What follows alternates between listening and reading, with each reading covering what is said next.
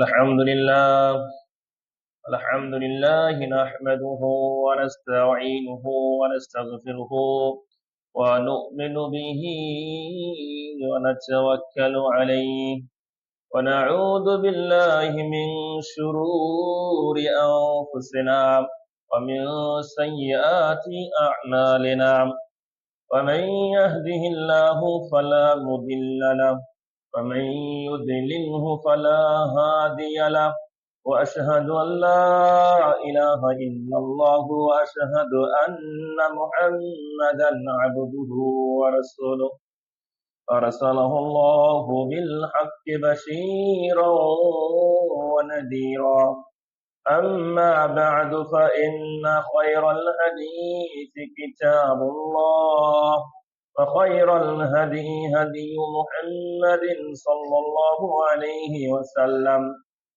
وشر الأمور محدثاتها وكل محدثة بدعة وكل بدعة ضلالة وكل ضلالة في النار. أعوذ بالله من الشيطان الرجيم. بسم الله الرحمن الرحيم.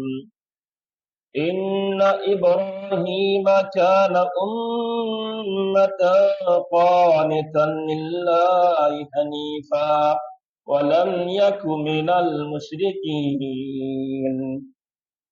الحمد لله.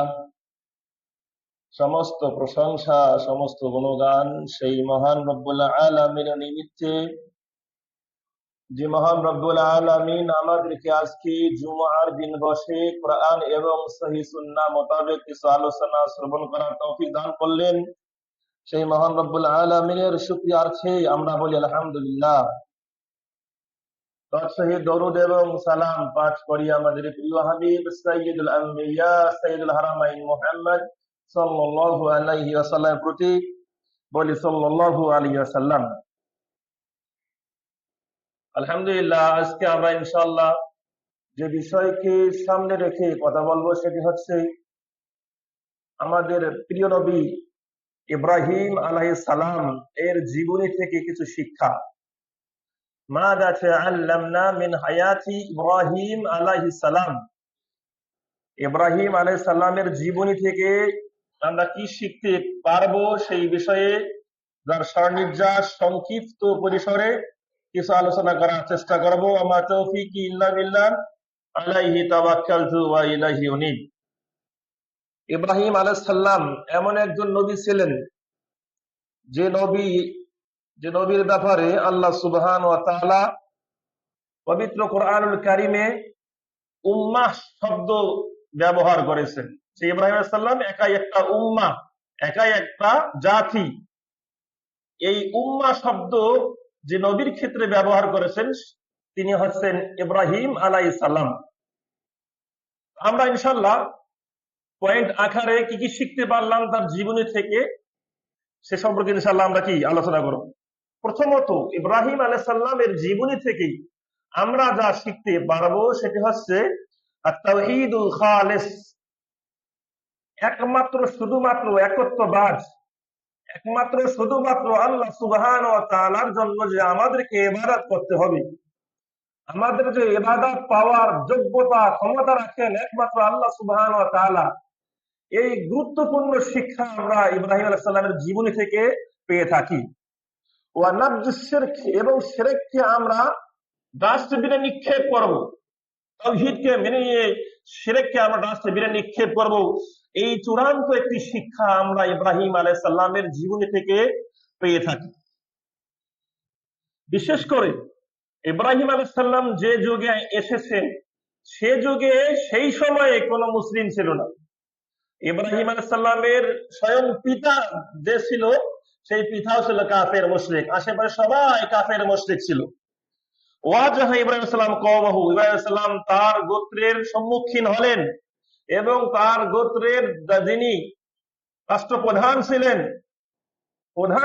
তার সম্মুখীন হলেন এবং তাদেরকে ইব্রাহিম আলাইহিস সালাম অনেক সুন্দর যুক্তি তর্কর মাধ্যমে, সুন্দর উপদেশের মাধ্যমে তাদেরকে বুঝিয়েছেন যে আমাদের একমাত্র স্রষ্টা হচ্ছে আল্লাহ রাব্বুল আলামিন, আমাদের সকল ইবাদত পাওয়ার ক্ষমতা রাখে একমাত্র আল্লাহ রাব্বুল আলামিন। তো ইব্রাহিম সাল্লাম তাদেরকে খুব সুন্দরভাবে বিভিন্ন দলিলাদিল্লার আলোকে, যুক্তির নিরিখে তাদেরকে বোঝানোর চেষ্টা করেছিলেন। এ কারণেই আল্লাহ সুবহান ওয়া তাআলা ইব্রাহিম আলাইহিস সালামের প্রশংসা করণার্থে আল্লাহ রাব্বুল আলামিন পবিত্র কোরআনুল কারীমে সূরাতুন নাহলের 120 নম্বর আয়াতে দার্থহীন কণ্ঠে ঘোষণা করেছেন, ইন্না ইব্রাহিমা কানা উম্মাতান কানিতান লিল্লাহি হানিফা। নিশ্চয়ই ইব্রাহিম আলাইহিস সালাম হচ্ছেন একাই একটি জাতি, উম্মাতান কানিতান লিল্লাহ, একাই একটি জাতি, একাই তিনি আল্লাহ সুবহানাহু ওয়া তাআলার অনুসরণ করতেন, আল্লাহকে মেনে নিয়েছেন। ওয়ালাম ইয়াকুম মিনাল মুশরিকিন, তিনি মুশরিক ছিলেন না। অথবা আয়াত এবং এই ছোট্ট গল্প আমাদের শিক্ষা প্রদান করছে যে ইব্রাহিম আলাইহিস সালামের জীবন থেকে সর্বপ্রথম যেটা শিক্ষা নিতে পারি সেটি হচ্ছে আপনাকে, আমাকে, সবাইকে একমাত্র শুধুমাত্র আল্লাহ সুবহানাহু ওয়া তাআলার জন্য ইবাদত করতে হবে। কোন প্রকার শিরকের আশ্রয় নেওয়া যাবে না। দুঃখজনক হলে সত্য যে আমাদের মুসলিম ভাইয়েরা নানান ধরনের শিরকের সঙ্গে জর্জরিত। কবর পূজা, মাজার পূজা, পীর পূজা, খাম্বা পূজা, যত পূজা আছে সব পূজা আমাদের মাঝে রয়েছে। বিশেষ করে যাদের মাঝে এই শিরকগুলো নেই, যারা আমরা সহিহ আকীদার দাবি করি, সহিহ মুসলিম দাবি করি, তাদের মাঝে একটা শিরক প্রচলন রয়েছে, সেটি হচ্ছে তাবিজ কবজ। তাবিজ কবজের প্রচলনটা অনেকের মাঝেই কি রয়েছে। তাদের বাচ্চা একটু কান্না করতেছে, তাবিজ লাগিয়েছে, সুতা লাগিয়েছে, অমুক তমুক লাগিয়েছে, এগুলো শিরকের অন্তর্ভুক্ত। অবশ্যই তাওহীদকে মেনে নেওয়ার জন্য আপনাকে আমাকে অবশ্যই এই শিরকগুলো বর্জন করতে হবে। আমাদের যে কোনো ইবাদত একমাত্র আল্লাহর জন্যই করতে হবে। আল্লাহ কবুল করুন, বলি আল্লাহুম্মা আমিন। দ্বিতীয়ত, আমরা ইব্রাহিম আলাইহিস সালামের জীবন থেকে যে শিক্ষাটা গ্রহণ করব সেটি হচ্ছে আল ইয়াকিনুল মুতলাকু ওয়াত তাওয়াক্কুলু আলাল্লাহ। ইব্রাহিম আলাইহিস সালাম এত সুন্দরভাবে আল্লাহকে, আল্লাহর প্রতি বিশ্বাসী ছিলেন, এত সুন্দরভাবে আল্লাহকে মেনে নিয়েছেন এবং এত সুন্দরভাবে তিনি আল্লাহর উপর তাওয়াক্কুল করেছেন, যার জ্বলন্ত একটি প্রমাণ, সেই ঘটনা যদি আমরা স্মরণ করি দেই, সেটি হচ্ছে ইব্রাহিম আলাইহিস সালাম যখন তার প্রিয় স্ত্রী হাজেরা এবং তার প্রিয় সন্তান ইসমাইল, হাজেরা স্ত্রী, ইসমাইল সন্তান, উভয়কে যখন এমন এক জায়গায় বাইতুল্লাহর পাশে রেখে আসলেন, যে জায়গায় রাখলেন সেই জায়গায় ছিল না কোনো পানি, ছিল না কোনো মানুষ, ছিল না কোনো সাহায্য করার মতো কেউ। এমন জায়গায় হাজেরা এবং ইসমাইলকে রেখে এসেছেন। এটা কেন রেখে এসেছেন? তিনি ভালো করে জানতেন তাদের সেখানে রেখে আসতেছি, তাদের এবং আমাদের সকলের দায়িত্বে একজন রয়েছেন, তিনি হচ্ছেন আল্লাহ রাব্বুল আলামিন। তাদেরকে কখনো ধ্বংস হতে আল্লাহ দিবেন না। বিস্তারিত হাদিস, সহিহ বুখারীর লম্বা একটা হাদিস, ওই হাদিসের যদি অনুবাদ শোনানো যায় শুধুমাত্র এই খুতবা টাইম পার হয়ে যাবে। যার সান্নিধ্যাস বলতেছি, যখন ইব্রাহিম আলাইহিস সালাম হাজেরা এবং ইসমাইলকে সেখানে রেখে আসলেন মক্কায়, তখনও বাইতুল নির্মাণ হয়নি পরিপূর্ণভাবে। সেই জায়গায় যখন রেখে আসলেন, যেখানে ছিল না কোনো মানুষ, ছিল না কোনো খাবার, ইব্রাহিম আলাইহিস সালাম সাথে নিয়ে আসা কিছু পানি আর কিছু হালকা খাবার একটা ব্যাগের মধ্যে দিয়ে আসলেন। দিয়ে তিনি ব্যাগ করে চলে আসতেছেন। তিনি চলে আসতেছেন, তার পেছনে বসেন হাজেরা যাচ্ছে। হাজেরা বলতেছে, ইয়া ইব্রাহিম, হে ইব্রাহিম, আইনা তাযহাব, তুমি কোথায় যাচ্ছ? ওয়া তাতরুকুনা বিহাদাল ওয়াদি আল্লাযী লাইসা ফীহি মাউন ওয়ালা শাইউন, এমন জায়গায় রেখে যাচ্ছ, নাই কোনো পানি, নাই কোনো খাবার, তুমি কোথায় যাচ্ছ বলো না কেন? বারবার একই প্রশ্ন করতেছেন হাজেরা, আর ইব্রাহিম চলতেছেন, কোনো উত্তর দিচ্ছেন না। ওয়ালা ইয়ালতাফিত ইলাইহা, এবং পেছন ফিরেও তাকাচ্ছেন না ইব্রাহিম আলাইহিস সালাম। পরিশেষে হাজেরা ইব্রাহিমকে বলল, আমারাকাল্লাহু বিহাদা, আল্লাহ কি তোমাকে এটা আদেশ করেছেন যে আমাদেরকে এখানে রেখে যাইতে? আল্লাহ কি আদেশ করেছেন? তখন তিনি বললেন, নাম, হ্যাঁ, আল্লাহ আদেশ করেছেন। তখন হাজেরা বলেন, ইদান লা ইউদাইয়ুনা, তাহলে আল্লাহ আমাদেরকে ধ্বংস করবেন না। আল্লাহ যেহেতু আদেশ করেছেন, আল্লাহ আমাদেরকে ধ্বংস করবেন না। ইব্রাহিম আলাইহিস সালাম কঠিন ঈমান নিয়ে, কঠিন আল্লাহর প্রতি আশ্বস্ত হয়ে, আল্লাহকে বিশ্বাস করে তিনি এক মরু প্রান্তরে, যেখানে নাই কোনো খাবার, নাই কোনো পানি, সেখানে রেখে এসেছেন। তা কিসের বলে? ইমানের বলে। ইমানের বলে তিনি সেখানে ওনাদেরকে রেখে এসেছিলেন। যাই হোক, ইব্রাহিম আলাইহিস সালামের শিক্ষা থেকে আমরা এটাই পাচ্ছি যে কঠিন ঈমান আমাদেরকে গ্রহণ করতে হবে, কঠিন ভাবে তাওয়াক্কুল করতে হবে। অবশ্যই তাওয়াক্কুলের ফল কিন্তু মিষ্টি হয়। ওমান ইয়াতাওয়াক্কাল আলাল্লাহ ফাহুয়া হাসবুহ। যে ব্যক্তি আল্লাহর উপর ডিপেন্ডেন্ট হয়, নির্ভরশীল হয়, আল্লাহ তার জন্য যথেষ্ট হয়, আল্লাহ তার জন্য যথেষ্ট হয়ে যায়। তাই আমরা পরিপূর্ণভাবে আল্লাহর উপর তাওয়াক্কুল করতে শিখবো। আর এই তাওয়াক্কুল করার শিক্ষাটা আমরা কিন্তু ইব্রাহিম আলাইহিস সালামের জীবনী থেকে পাচ্ছি। আল্লাহ আমাদের এই শিক্ষা ধারণ করার, গ্রহণ করার তৌফিক দান করুন, বলে আল্লাহুম্মা আমিন। এরপর ইব্রাহিম আলাইহিস সালামকে যখন জ্বলন্ত প্রজ্বলিত আগুনের মধ্যে নিক্ষেপ করা হলো, কার মাধ্যমে? নমরুদের মাধ্যমে। যখন নমরুদ এবং তার বাহিনী দেখে বোঝাচ্ছিলেন ইব্রাহিম আলাইহিস সালাম তাওহীদের বাণী, শিরকের ভয়াবহতা বোঝাচ্ছিলেন, এবং সেই যে বিশাল কাহিনী, মূর্তি ভাঙার কাহিনী আমরা সকলে জানি। তার পরবর্তী কি কাহিনী হলো?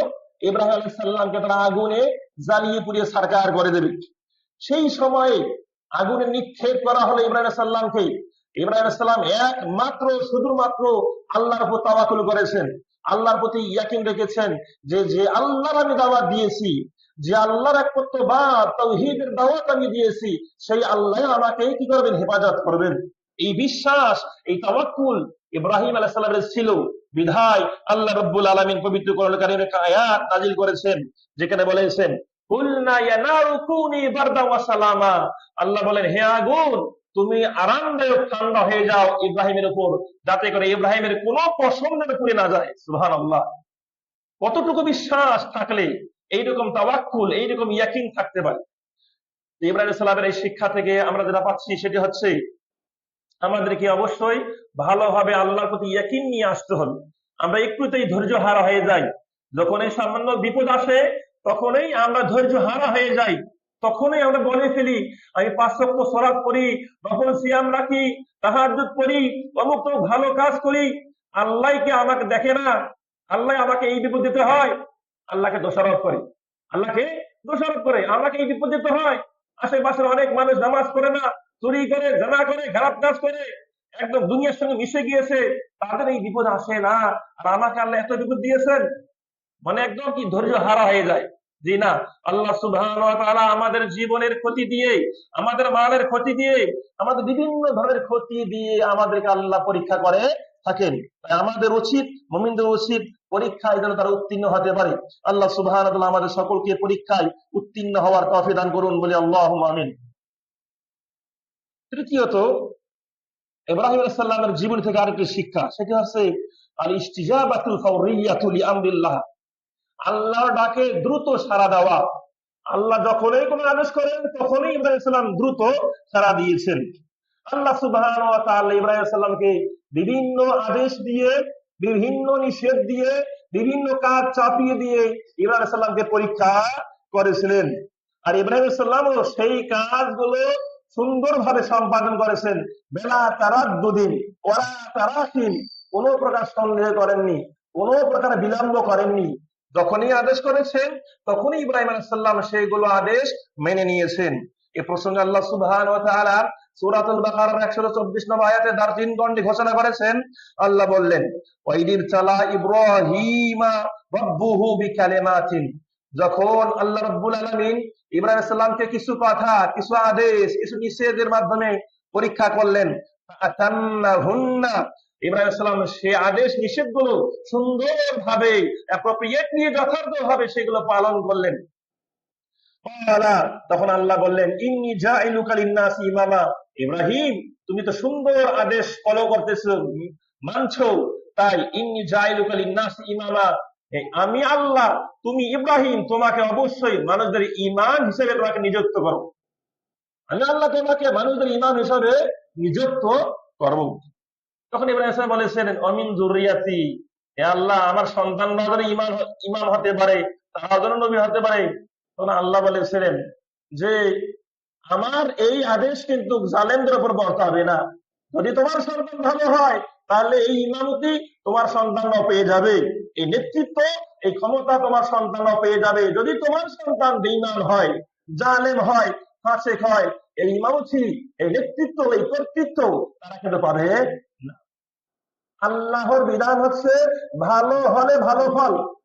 ক্ষমতার গুণে, বলের গুণে, শক্তির গুণে কোনো কিছু আল্লাহ কি মানুষকে দেন না। আপনি আমি যদি কোনো কিছু পেতে চাই, তা আপনাকে আমাকে অবশ্যই সৎ হতে হবে, পরে হেজগার হতে হবে, তাকওয়াবান হতে হবে, তবেই কিন্তু আল্লাহ প্রদত্ত জিনিস ফলাফল আমরা পেতে পারি ইনশাআল্লাহ। তাই আসুন, অত্র বিধানটি যা আমাদেরকে শিক্ষা দেয় সেটি হচ্ছে, ইব্রাহিম আলাইহিস সালামের এই জীবনী থেকে যারা শিক্ষা পাচ্ছি সেটি হচ্ছে, আল্লাহ রাব্বুল আলামিন আমাদেরকে যা আদেশ করেছেন দ্রুত গতিতে সেগুলো সম্পাদন করতে হবে, যা নিষেধ করেছেন দ্রুত গতিতে সেগুলো বর্জন করতে হবে। তাহলেই আমরা কিন্তু এই শিক্ষা গ্রহণ করতে পারবো, প্রকৃতি ইমানদার মুমিন হতে পারবো। আল্লাহ আমাদেরকে বোঝার তৌফিক দান করুক, বলি আল্লাহুম্মা আমিন। চতুর্থত, আমরা ইব্রাহিম আলাইহিস সালামের জীবনী থেকে যে শিক্ষাটি পাবো সেটি হচ্ছে আদাবুল হিওয়ার। আদাবুল হিওয়ার, কথোপকথনের পদ্ধতি, শিষ্টাচার, কনভারসেশন। যখন তার সঙ্গে অন্য কারো কনভারসেশন, কথোপকথন হয়েছে, তিনি অত্যাধিক সৌজন্যমূলক আচরণ করেছেন, ভালো নম্র ব্যবহার করেছেন। ওয়াদাওয়াত বিল্লাতিহি আহসান, এবং ইব্রাহিম আলাইহিস সালাম মানুষদেরকে আল্লাহর পথে আহ্বান করেছেন সুন্দরভাবে, সঠিকভাবে এবং সৎ উপদেশের মাধ্যমে। যেমন নাতাআল্লাম মিন মুহাওয়ারাতিহি লিআবিহি, আমরা ইব্রাহিম আলাইহিস সালামের জীবনী থেকে শিক্ষা গ্রহণ করতে পারি। ইব্রাহিম আলাইহিস সালাম যখন তার পিতা মুশরিক, নাম কি ছিল? আযর। নাম কি? আযর। ইব্রাহিম আলাইহিস সালামের মুশরিক পিতা, কাফের পিতা আযরের সঙ্গে যখন কথাবার্তা বলছিলেন, যখন তাকে দ্বীনের দাওয়াত দিচ্ছিলেন, যখন তার বাবা মুশরিককে শিরকের পথ বর্জন করার জন্য উদাত্ত আহ্বান জানিয়েছিলেন, ঠিক সেই মুহূর্তে ইব্রাহিম আলাইহিস সালাম কিরূপ আচরণ করেছিলেন, কিরূপ ব্যবহার করেছিলেন, আল্লাহ রাব্বুল আলামিন পবিত্র কোরআনুল কারীমে তুলে ধরেছেন। সূরাতুল মারইয়াম 42 নম্বর আয়াত, আল্লাহ বলেছেন, ইব্রাহিম আলাইহিস সালাম তার পিতাকে বলল, ইয়া আবাতি, হে আমার প্রিয় বাবা, ইয়া আবাতি, হে আমার প্রিয় বাবা, লিমা তা'বুদু, কেন তুমি ইবাদত করো এমন কাল, লা ইয়াসমাউ, যে শোনে না, ওয়ালা ইউবসিরু, দেখে না, ওয়ালা ইউগনি আনকা শাইয়া, এবং কোনো উপকার করতেও পারে না। কেন তুমি এমন কিছুর ইবাদত করতেছো, উপাসনা করতেছো, পূজা করতেছো যে শোনে না? মূর্তি কি শুনতে পারে? শোনে না। মূর্তি কি দেখতে পারে? পারে না। মূর্তি কি কোনো কিছু উপকার করতে পারে? পারে না। সুতরাং কেন তুমি এমন কিছু ইবাদত করতেছো যে শোনে না, যে দেখে না, যে কোনো কিছু উপকার করতে পারে না? কেন? এখানে কি বোঝানো হচ্ছে? ইব্রাহিম আলাইহিস সালাম তার কাফের মুশরিক পিতার সঙ্গে কথা বলতেছেন, পিতা মুশরিক, পিতা কাফের, তারপরে ইব্রাহিম আলাইহিস সালাম তার পিতার সঙ্গে নম্রভাবে, একদম পোলাইটলি, সুন্দরভাবে, বিনম্রভাবে তার পিতার সঙ্গে কথা বলতেছেন, সম্বোধন করতেছেন। আর আমরা মুসলিম, আমরা আমাদের পিতা মাতার সঙ্গে একদম কঠিন কর্কশ ভাষায় কথা বলি, রাগান্বিত ভাষায় কথা বলি, চোখ গরম করে কথা বলি। জি না, আদৌ এটা উচিত নয়। পিতা মাতা যতই অপরাধ করুক না কেন, অবশ্যই তাদের সঙ্গে ভালো আচরণ করতে হবে। যেমন ইব্রাহিম আলাইহিস সালাম মুশরিক পিতার সঙ্গে ভালো আচরণ করেছেন, তাই আমাদের পিতারা কি মুশরিক? আমাদের পিতারা কি কাফের? না। সুতরাং পিতা মাতার সঙ্গে অবশ্যই ভালো আচরণ করবো, এটাই শিক্ষা। এই শিক্ষা আপনাকে নিতেই হবে, তেতো লাগলেও আপনাকে এই শিক্ষা গ্রহণ করতেই হবে, এর বিকল্প কোনো পথ নেই। আল্লাহ আমাদেরকে বোঝার তৌফিক দান করুন, বলি আল্লাহুম্মা আমিন। তাই ইব্রাহিম আলাইহিস সালামের এই জীবনী থেকে আমরা শিক্ষা পাইলাম যে আমরা অবশ্যই যাদের সঙ্গে কথাবার্তা বলবো, যাদেরকে কোরআন হাদিসের দিকে দাওয়াত দেব, নম্রভাবে, বিনম্রভাবে, বিনয় সহকারে তাদেরকে কোরআন হাদিসের দিকে, ইসলামের পথে তাদেরকে আহ্বান করার চেষ্টা করব। আল্লাহ কবুল করুন, বলি আল্লাহুম্মা আমিন। আরেকটি শিক্ষা ইব্রাহিম আলাইহিস সালামের জীবনী থেকে, আল কারামু ওয়া হুসনু বিয়াফা। ইব্রাহিম আলাইহিস সালাম ছিলেন অনেক দানবীর, বদান্যতা, এই গুণটি তার ছিল অনেক ভালো, এবং তিনি ছিলেন অনেক মেহমানদারিতে পাক্কা, অনেক মেহমানদারি করতেন। তার মেহমানদারির ইতিহাস একদম পবিত্র কোরআনে ফুটে উঠেছে। ওরিফা ইব্রাহিম আলাইহিস সালাম বিলাকাবি আবু দাইফান, ইব্রাহিম আলাইহিস সালামের একটা লকব দেওয়া হয়েছে। লকবটা হচ্ছে, তার উপাধি হচ্ছে আবু দাইফান। তিনি হচ্ছেন মেহমানের বাবা। মেহমানের বাবা মানে মেহমানদারি যতগুলো যেমন ধরনের করা প্রয়োজন, মানুষ যেভাবে মেহমানদারি করে তার সবার বাবার স্থানে রয়েছে ইব্রাহিম আলাইহিস সালাম। মানে অনেক সুন্দরভাবে তিনি মানুষদেরকে মেহমানদারি করতেন। ওয়াকানা মিন আওয়াইলি মান সাল্লা কুরাবাইত, আর ইব্রাহিম আলাইহিস সালাম তিনিই হচ্ছেন প্রথম যিনি মেহমানদারির সূচনা করেন। এই মেহমানদারিতে করতে হয়, মানে মানুষদেরকে যে মেহমানদারি করতে হয়, এই সূচনা হয়েছে ইব্রাহিম আলাইহিস সালামের কি কাছ থেকে। কোরআন মাসার ইকরামিহি, আর পবিত্র কোরআনুল কারীম কিন্তু এই ইতিহাসটি পবিত্র, আল্লাহ রাব্বুল আলামিন কিন্তু এই ইতিহাসটি পবিত্র কোরআনে কি করেছেন, তুলে ধরেছেন। সেটা কিভাবে? আল্লাহ রাব্বুল আলামিন পবিত্র কোরআনে বলেছেন, ফারাগা ইলা আহলিহি ফাজা বিইদিন সামিন। যখন ফেরেশতারা মানুষের আকৃতি ধারণ করে ইব্রাহিম আলাইহিস সালামের কাছে আসলেন, যখন ইব্রাহিম আলাইহিস সালাম দেখলেন যে তার কাছে কিছু মানুষ এসেছে, অথচ তারা কিন্তু মানুষ নয়, তারা হচ্ছে ফেরেশতা। ফেরেশতারা মানব আকৃতিতে মানুষের রূপ ধারণ করে ইব্রাহিম আলাইহিস সালামের কাছে আসলেন। যখন ইব্রাহিম আলাইহিস সালাম দেখলেন যে তার কাছে, তার বাসায় মেহমান আসছে, ফারাগা ইলা আহলিহি, তিনি দ্রুত গতিতে তার বাড়িতে তার পরিবারের কাছে ছুটে গেলেন। ফাজাআ বিইজনিন সামিন, এবং পরিবারের কাছে গিয়ে একদম ছোট্ট একটা গোবৎস সুন্দরভাবে ভুনা করে রেডি করে নিয়ে আসেন। মানে গরুর একটা বাছুর ভুনা করে ভালো করে রান্না করে মেহমানদের সামনে উপস্থাপন করলেন। উপস্থাপন করার পর বললেন, তাদেরকে উপস্থাপন করার পর বললেন যে আলা তাকুলুন, তোমরা খাচ্ছ না কেন? তোমরা খাও, তোমাদের সামনে খাবার পেশ করা হয়েছে। ওনারা তো ফেরেশতা, ফেরেশতারা তো খায় না, কিন্তু মানব আকৃতিতে এসেছেন কোন একটা পরীক্ষার জন্য, কি তার কাছে এসেছিলেন। যাই হোক, অত্র আয়াত থেকে যে শিক্ষা আমরা পাই সেটি হচ্ছে, আপনারা বাসায় মেহমান আসলে আপনি মন খারাপ করবেন না।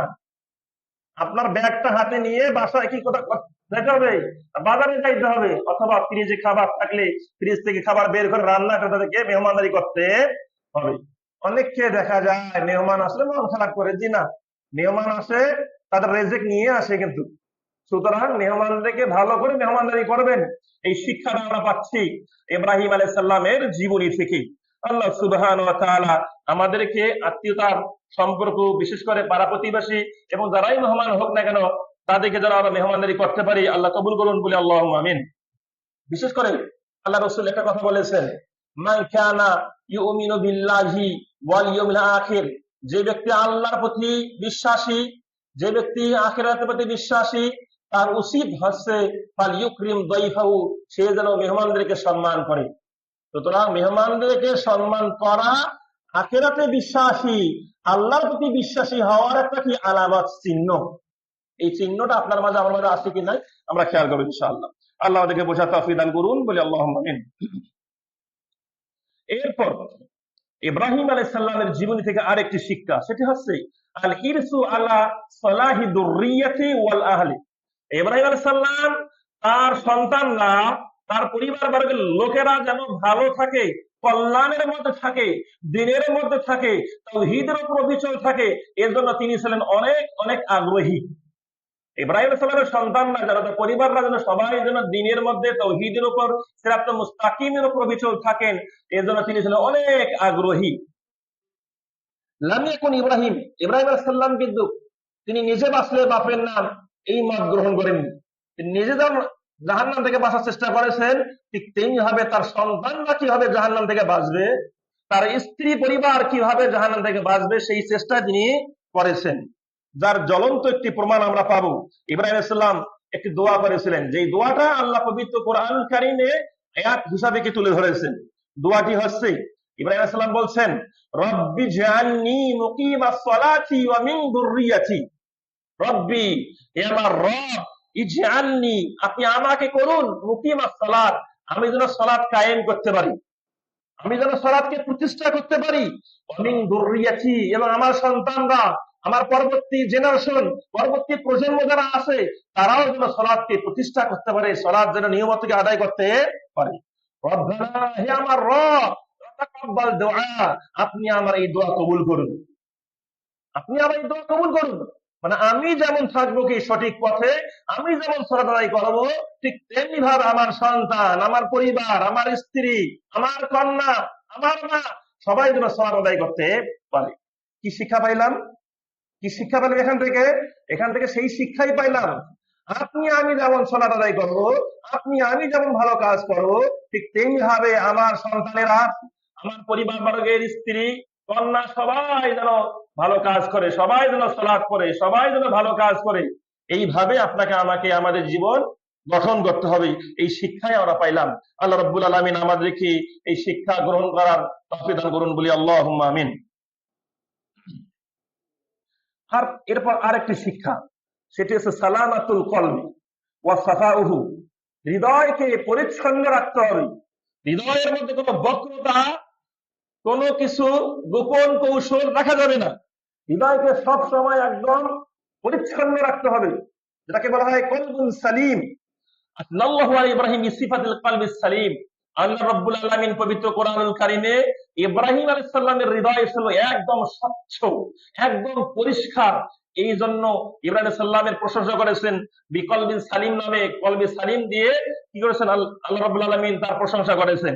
আল্লাহ রাব্বুল আলামিন পবিত্র কোরআনে ঘোষণা করেছেন ইজ্জা রাব্বাহু বিকলবিন সালিম, যখন ইব্রাহিম আলাইহিস সালাম তার রবের কাছে আসলো একদম স্বচ্ছ হৃদয় নিয়ে।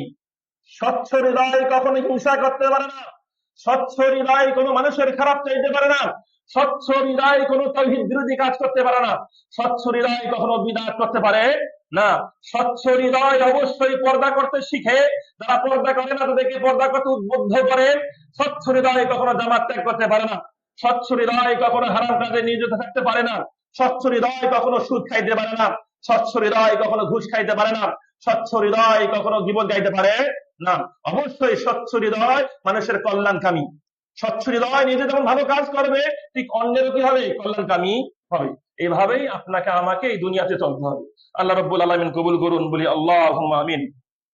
আল্লাহ রাব্বুল আলামিন আমাদের হৃদয়কে কলবে সালিম হিসাবে কবুল করুন, বলি আল্লাহুম্মা আমিন। এরপর আরেকটি শিক্ষা, যেটা আমরা সামনে যে শিক্ষাটা ধারণ করবো ইনশাআল্লাহ, কোরবানি। আমরা জানি কোরবানির দ্বিতীয় প্রেক্ষাপট ইব্রাহিম আলাইহিস সালামের যুগ থেকে সূচনা হয়েছে। ইব্রাহিম আলাইহিস সালামের কঠিন ঈমান ছিল, তিনি কঠিন ঈমানদার ছিলেন, আমরা সকলে জানি। ইব্রাহিম আলাইহিস সালাম বিয়ে করেছেন। ইব্রাহিম আলাইহিস সালামের প্রসিদ্ধ দুজন স্ত্রী, একজনের নাম বিবি হাজেরা আর একজনের নাম আছে বিবি সারা। বিবি হাজেরার গর্ভে হয়েছেন ইসমাইল আলাইহিস সালাম, আর বিবি সারার গর্ভে হয়েছেন ইসহাক আলাইহিস সালাম। ইসমাইল আলাইহিস সালাম ইব্রাহিম আলাইহিস সালামের সন্তান ইসমাইল আলাইহিস সালাম, আর ইসমাইল আলাইহিস সালামের যত সন্তান রয়েছে তন্মধ্যে একজন মাত্র নবী এসেছেন, তিনি হচ্ছেন মুহাম্মদ সাল্লাল্লাহু আলাইহি সাল্লাম। যে ইসহাক আলাইহিস সালামের বংশধরের মধ্যে থেকে সব নবী কি এসেছেন। তাহলে ইসমাইল আলাইহিস সালামের বংশ থেকে একজন মাত্র নবী এসেছেন, তিনি হচ্ছেন মুহাম্মদ সাল্লাল্লাহু আলাইহি সাল্লাম। এ কারণে অনেক সময় রাসূলের অনেক হাদিস আছে, আল্লাহ রাসূল বলেছেন যে ব্যক্তি লা ইলাহা ইল্লাল্লাহু ওয়াহদাহু লা শারীকা লাহু লাহুল মুলকু ওয়া লাহুল হামদু ওয়া হুয়া আলা কুল্লি শাইইন কাদির, এই দোয়াটি 10 বার পাঠ করতে পারবে, সে যেন ইসমাইল আলাইহিস সালামের বংশের একজন দাস মুক্ত করার সওয়াব পেয়ে গেল। সুবহানাল্লাহ। রাসূল বলেছেন ইসমাইল আলাইহিস সালামের সাথে গিয়েছেন সম্পৃক্ত করেছেন, মানে মর্যাদা বোঝানোর জন্য। যাই হোক, বলছিলাম ইব্রাহিম আলাইহিস সালামের কঠিন ঈমান, তার এত সুন্দর ঈমান যে আল্লাহ রাব্বুল আলামিন ইব্রাহিম আলাইহিস সালামকে একা একটি জাতি হিসাবে ঘোষণা দিয়েছেন, যে একা একটা জাতি যা করতে পারে না তার চেয়ে বেশি করিয়ে দেখিয়েছেন ইব্রাহিম আলাইহিস সালাম। যাই হোক, ইব্রাহিম আলাইহিস সালাম বিয়ে করেছেন হাজেরাকে, বিয়ে করার পর প্রায় ৮৬ বছর পর্যন্ত কোনো সন্তান নাই। ৮৬ বছর পর একজন সন্তান হলো, যার নাম হচ্ছে ইসমাইল আলাইহিস সালাম। রব্বি হাবলি মিনাস সালিহিন, যে দোয়াটা সবাই জানে, কোরআন আয়াত। ইব্রাহিম আলাইহিস সালাম এই দোয়াটি করতেন, রব্বি হাবলি মিনাস সালিহিন ফাবাশশারনাহু বিগুলামিন হালিম। আল্লাহ বলেছেন আমি তাকে সুসংবাদ দিলাম, একজন সহিষ্ণু, অনেক ধৈর্যশীল একজন সন্তানের সুসংবাদ দিলাম, যার নাম হচ্ছে ইসমাইল আলাইহিস সালাম। অর্থাৎ ৮৬ বছর পর সন্তান হলো, যে সন্তানের নাম ইসমাইল আলাইহিস সালাম। এখানে কি শিক্ষা পাইলাম, আপনি কোন বিষয়ে দোয়া করতেছেন, দোয়া কবুল হচ্ছে না, আপনি দোয়া করতেই থাকেন। আর মৃত্যুর আগ মুহূর্ত পর্যন্ত আপনি দোয়া করতেই থাকেন। একদিন না একদিন আল্লাহ কবুল করবেন। যদি দুনিয়াতে কবুল না করেন, বুঝতে হবে হয়তো আপনার এই দোয়ার ওসিলায় আল্লাহ আপনার কোনো বড় বিপদ কি করেছেন, দূর করে দিয়েছেন। সুবহানাল্লাহ। অথবা এর ফলাফল, এর সওয়াব আখিরাতে আপনার জন্য আল্লাহ রাব্বুল আলামিন জমা করে রেখেছেন। আপনার দোয়া ছেড়ে দেওয়া যাবে না। আপনি বলবেন আমি দোয়া করতে এসেছি কবুল হয় না, জি, এমনটা বলা যাবে। আপনাকে দোয়া করতে হবে আপনাকে একদম সুদৃঢ় বিশ্বাসী হয়ে, যে হ্যাঁ আল্লাহ দোয়া কবুল করবেন, এভাবে দোয়া করবেন। পাশাপাশি দোয়ার চলতেই থাকবে। যেমনটা ইব্রাহিম আলাইহিস সালাম ৮৬ বছর পর্যন্ত দোয়া করে, এরপর ফল এসেছে ইসমাইল আলাইহিস সালাম। এরপর দেখা গেছে এই ৮৬ বছর পর ইসমাইল আলাইহিস সালামের জন্মের ১৩ থেকে ১৪ বছর পর ওই যে বিবি সারার গর্ভে সন্তান এসেছে, যার নাম হচ্ছে ইসহাক আলাইহিস সালাম। যাই হোক, ৮৬ বছর পর সন্তান হলো, তাই সেই সন্তানের প্রতি কেমন মহব্বত জন্মবে, কেমন ভালোবাসা জন্মবে। সন্তান যেন কোনো কষ্ট না পায়, কোনো আঘাত না পায়, কোনো দুঃখ না পায়, কোনো কষ্ট না পায়। আমাদের সমাজ দেখেন না, কোন মহিলার ১০ বছর পর সন্তান হয়েছে, ১৫ বছর পর সন্তান হয়েছে, সেই মহিলাকে আশেপাশের কেউ গালি দেয়, এটাকে মা রাগ হয়, বাবা রাগ হয়। সেই বাচ্চাকে কেউ টোকা মারে, বাবা রাগ হয়, মা রাগ হয়, বাবা লাঠি নিয়ে দৌড়ায়, মা লাঠি নিয়ে দৌড়ায়। কেন আমার সন্তানকে টোকা দিয়েছো, কেন মেরেছো? এটা কেন হয় এরকম? অনেকদিন পর সন্তান হয়েছে, সেই সন্তানের প্রতি স্বভাবত কি মায়া বেশি থাকে, মায়া কি থাকে? বেশি থাকে। তাই ইব্রাহিম আলাইহিস সালামের সন্তান ৮৬ বছর পর হলো, এবং সেই সন্তানের প্রতি অনেক মায়া, অনেক মহব্বত, অনেক ভালোবাসা। সেই সন্তান যখন ফালাম্মা বালাগা মাহু সাইয়া, সেই সন্তান যখন ইব্রাহিম আলাইহিস সালামের সঙ্গে চলাফেরার বয়সে উপনীত হলো, মানে যুবক বয়সে উপনীত হলো, ১৩-১৪ বছর সেই সন্তানের হয়ে গেল, সেই মুহূর্তে ইব্রাহিম আলাইহিস সালাম একটা স্বপ্ন দেখতেছেন। তিনি স্বপ্ন দেখলেন, যে স্বপ্নের কথা তিনি, তার কথাটাই পবিত্র কোরআনে আল্লাহ তুলে ধরেছেন। তিনি বলতেছেন ইয়া বুনাইয়া,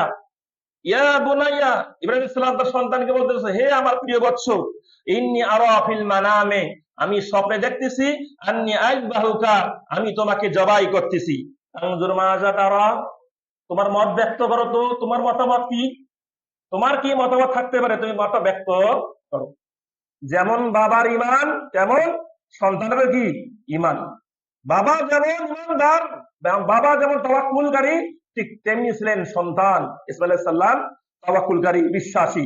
তখন তিনি বললেন, ইয়া আবাতি, হে আমার প্রিয় বাবা, ইফআল মা তুমার, আপনি যেমনটা আদিষ্ট হয়েছেন, যেমন ভাবে আপনাকে আদেশ করা হয়েছে, তুমার তেমনটা আপনি করবেন। ইফআল মা তুমার, আপনি যেভাবে আদিষ্ট হয়েছেন সেভাবেই আপনি বাস্তবায়ন করুন, এতে আমার কোনো মত নেই। যেহেতু আল্লাহর আদেশ, আমি বিনা শর্তে, বিনা কথায় আল্লাহর আদেশটা মেনে নিলাম। ইফআল মা তুমার সাতাজিদুনি ইনশাআল্লাহু মিনাস সাবিরিন, অবশ্যই অচিরেই আপনি আমাকে সবরশীল, ধৈর্যশীল হিসেবে পাবেন। আমি বিন্দু পরিমাণ বিচলিত হব না, আমি বিন্দু পরিমাণ ধৈর্য হারা হব না, আমি বিন্দু পরিমাণ হতাশাগ্রস্ত হব না, যে বাবা হয়ে সন্তানের গলায় ছুরি চালাবে, কোনো প্রকার কোনো কথা বলবো। সুবহানাল্লাহি ওয়া বিহামদি, সুবহানাল্লাহিল আযীম। কেমন ঈমান, কেমন ঈমান বাবার, কেমন ঈমান কি সন্তানের। ৮৬ বছর পর সন্তান হলো, প্রায় ১০০ বছর বয়সে উপনীত হয়েছে। সেই সময়ে বলা হচ্ছে যে কি, তোমার প্রিয় সন্তানকে জবাই করো, তোমার সন্তানকে কুরবানি করো। ইব্রাহিম আলাইহিস সালাম প্রস্তুত, এদিকে ইসমাঈল আলাইহিস সালাম প্রস্তুত। ফালাম্মা আসলামা, উভয়ে যখন কি আত্মসমর্পণ করলো, ওয়া তাল্লাহু লিল জাবিন, এবং ইব্রাহিম আলাইহিস সালাম যখন তাকে পার্শ্ব ঘুরিয়ে জবাই করবে এই সিদ্ধান্ত নিল, তার গলায় ছুরি চালাবে এই সিদ্ধান্ত যখন নিল, ছুরি চালাবে, ঠিক ইন দ্য মিন টাইমে আল্লাহর পক্ষ থেকে কোরআন আয়াত নাযিল হলো, ওয়া নাদাইনাহু আইয়া ইব্রাহিম, আমি তাকে ঘোষণা দিলাম, হে ইব্রাহিম, হে ইব্রাহিম। আল্লাহ বলতেছেন, আমি ইব্রাহিমকে ডাক দিলাম এবং বললাম, কদ সাদ্দাকতার রুইয়া, তুমি তোমার এই স্বপ্নকে বাস্তবে রূপ দিয়েছো, তুমি তোমার স্বপ্নকে বাস্তবায়িত করেছো। ইন্না কাযালিকা নাজজিল মুহসিনিন, আমি এইভাবেই কিন্তু মুহসিনদেরকে, ভালো ব্যক্তিদেরকে প্রতিদান দিয়ে থাকি। তোমাকে আর তোমার সন্তানের গলায় ছুরি চালাতে হবে না। যে পরীক্ষা নেওয়ার কথা আমার, আমি পরীক্ষা নিয়েছি, এবং সেই পরীক্ষায় তুমি উত্তীর্ণ হতে পেরেছো, তুমি পাস করতে পেরেছো, আর গলায় ছুরি চালাতে হবে না। আল্লাহ বলতেছেন, ফাদাইনাহু বিযিবহিন আযীম, এবং আমরা কি করলাম, ইসমাঈল আলাইহিস সালামের পরিবর্তে বিশাল একটা দুম্বা তার পরিবর্তে দিলাম। সেখানে কি করলেন, ইব্রাহিম আলাইহিস সালাম সেটাকে জবাই করলেন। সুবহানাল্লাহি ওয়া বিহামদি, সুবহানাল্লাহিল আযীম। এই হচ্ছে ইব্রাহিম আলাইহিস সালাম এবং ইসমাঈল আলাইহিস সালামের সংক্ষিপ্ত কি ইতিহাস, কুরবানি ইতিহাস, এটা আমরা সবাই জানি। এটা কারো অজানা কি নাই, সবার জানা কি আছে। এখানে শিক্ষা হচ্ছে কিভাবে ইব্রাহিম আলাইহিস সালাম তাকওয়ার পথ গ্রহণ করেছেন, কিভাবে তাওয়াক্কুলের পথ গ্রহণ করেছেন, কিভাবে আল্লাহর প্রতি আস্থা রেখেছেন। আল্লাহ আমাদেরকে বিভিন্ন সময় বিভিন্ন ভাবে আমাদের যেমন ইমান, ঠিক সেই ইমান অনুযায়ী আমাদেরকে পরীক্ষা করবেন। আপনি কি ভাবতেছেন বা আমরা কি ভাবতেছি আল্লাহ যেমন ইব্রাহিম আলাইহিস সালামকে বলেছেন যে তুমি তোমার সন্তানকে কোরবানি করো, ঠিক এইরকম ভাবে আমাদেরকেও বলবেন তোমার সন্তানকে কোরবানি করো? জি না, এমনটা বলবেন না। আমাদের যদি ইমান থাকে 5%, ওই 5% ইমানের মাধ্যমে আল্লাহ আমাদেরকে পরীক্ষা করবেন। ইব্রাহিম আলাইহিস সালামের ইমান ছিল 100% মজবুত, শক্তিশালী। ইব্রাহিম আলাইহিস সালামকে ওই ধরনের কঠিন পরীক্ষা করেছেন। আর আমাদের ইমানটা কি? নিভু নিভু নিভু নিভু। আমাদের ইমানটা যায় যায়। আমরা তো নামাজে পড়ি না, ইমান আসলে ইমান নাই, অনেক নাই ইমান। সালাত যে ব্যক্তি পড়ে না তো ইমানে কি নাই, এই কথার মধ্যে বিন্দু পরিমাণ কোনো সন্দেহ কি নাই। যে সালাত পড়ে না তার মধ্যে কোনো ইমান নাই। লা হাজ্জা লাহু ফিল ইসলাম, আলী রাদিয়াল্লাহু আনহু, ইবনে মাসউদ রাদিয়াল্লাহু আনহু, সকল সাহাবী সবাই এক বাক্যে একথা বলেছেন যে যারা সালাত পরিত্যাগ করে আমরা তাদেরকে স্পষ্টভাবে জানতাম যে তারা কাফের। প্রিয় ভাইয়েরা, আমরা অবশ্যই সালাত আদায় করবো মুসলিম থাকার জন্য, মুসলিম হওয়ার জন্য সালাত আদায় করবো। যদি আমি আপনি চাই যে অন্য ধর্ম গ্রহণ করতে, আলাদা কাহিনী। যদি আমি বলি যে আমি ইসলাম ধর্ম ফলো করি, গ্রহণ করি, আমি মুসলিম, আমি ইমানদার, আপনাকে আমাকে সালাত আদায় করতেই কি হবে, এর বিকল্প কোনো পথ নেই। আল্লাহ আমাদেরকে কবুল করুন, আল্লাহ আমাদেরকে হেদায়েত দান করুন বলে আল্লাহুম্মা আমিন। আমরা সকলে জানি যে শেষ ফলাফলের উপর সবকিছু নির্ভরশীল। শেষ ভালো যার, সব ভালো কি তার। একজন ব্যক্তি সারা জীবন কি খারাপ কাজ করেছে, মৃত্যুর আগে ভালো কাজ করেছে, মৃত্যুর আগে তাওহীদ মেনে নিয়েছে, মৃত্যুর আগে ঈমানদার হয়েছে, সে কিন্তু জান্নাতি। একজন ব্যক্তি সারা জীবন ভালো কাজ করেছে, মৃত্যুর আগে সে কি নাস্তিক হয়ে মারা গেছে, সে জাহান্নামী। সুতরাং আমরা যে একটু হালকা পাতলা যে কাজগুলো করতেছি, এই কাজের ব্যাপারে যেন আমরা কোনো ধরনের অহংকার না করি। আমরা যেন না বলি আমি না নামাজি, আমি সিয়াম পালন করি, আমি অমুক করি তমুক করি, জান্নাত একদম করে ফেলে ফেলেছি, এই ধরনের কোনো যেন কি অহংকার, হিংসা আমাদের মাঝে না প্রবেশ করে। কারণ অহংকারটা কঠিন, এটা কি গুনাহ। আপনাকে আমাকে ভালো কাজ করব, পাশাপাশি আল্লাহকে দোয়া করতে হবে আল্লাহ যেন আমাদের ভালো কাজগুলো কবুল করেন এবং মৃত্যুর আগ মুহূর্ত পর্যন্ত যেন আমাদেরকে ভালো কাজ করার তৌফিক দান করেন। এভাবে আপনাকে আমাকে দোয়া করতে হবে। তা না হলে কঠিন অবস্থা। কে কখন যে নাস্তিক হয়ে যাচ্ছে, কাফের হয়ে যাচ্ছে। আমরা আপনাদেরকে অনেকবার বলেছি, ঢাকার এক মাদ্রাসার মুফতি সাহেব, মুহতামিম প্রিন্সিপাল, কোন মাদ্রাসার প্রিন্সিপাল ছিল, ওই দেখা নাস্তিক হয়েছে। এবারে কি হয়েছে? নাস্তিক হয়েছে। মাসুদ নাম, মুফতি মাসুদ ছিল, সে নাস্তিক। সে নাস্তিক হয়ে এখন ডিবেট করে, মুসলমানদের সাথে কি করে ডিবেট করে। আল্লাহ কাকে কখন পথভ্রষ্ট করে বলা যায় না। তাই আল্লাহকে সব সময় দোয়া করতে হবে, আল্লাহ যেন আমাদেরকে সব সময় হেদায়েতের উপর রাখেন, সব সময় তাওহীদের উপর রাখেন, সব সময় সঠিক ঈমানের উপর রাখেন, আমলের উপর রাখেন।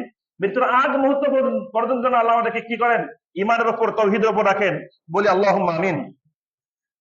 এই যে সামনে আমরা ইনশাআল্লাহ কোরবানি করব, কোরবানির মূল উদ্দেশ্য কোরবানির পশুর গলায় ছুরি চালাবো, রক্তপাত করব, রক্ত প্রবাহিত করবো, এটা উদ্দেশ্য নয়।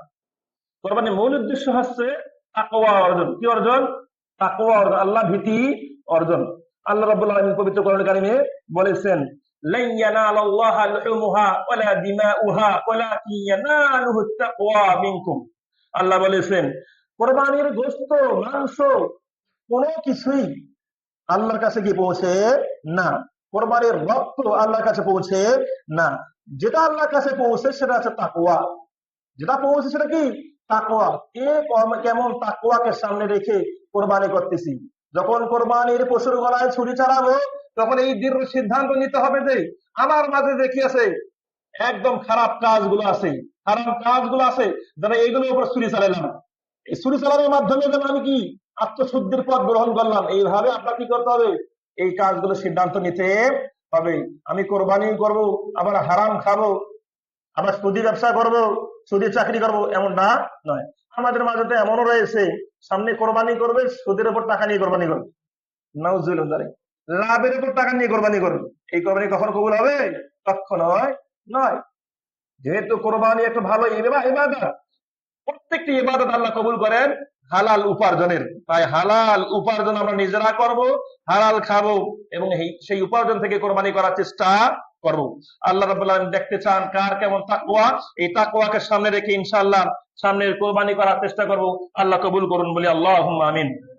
সংক্ষিপ্ত পরিসরে সংক্ষিপ্ত পরিসরে আমরা ইব্রাহিম আলাইহিস সালামের জীবনী থেকে কিছু শিক্ষা, গুরুত্বপূর্ণ শিক্ষা পয়েন্ট আকারে আপনাদের সামনে উপস্থাপন করার চেষ্টা করেছি।